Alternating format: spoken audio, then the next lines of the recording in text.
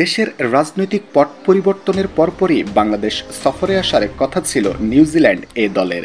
তবে নিরাপত্তা ইস্যুর কারণে সেই সফর স্থগিত করে কিউইরা। অবশেষে নিউজিল্যান্ড এ দল বাংলাদেশে আসছে আগামী মে মাসে। গত আগস্ট মাসে বাংলাদেশের উপর ট্রাভেল রেস্ট্রিকশন দিয়েছিল কয়েকটি দেশ। এর ধারাবাহিকতায় নিউজিল্যান্ড এ দলের বাংলাদেশ সফর স্থগিত করা হয়।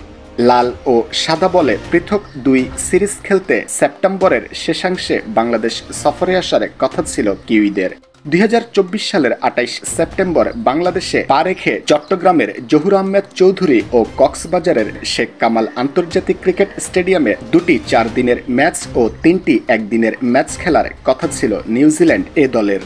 সেই সফর এবার আলোর মুখ দেখতে চলেছে।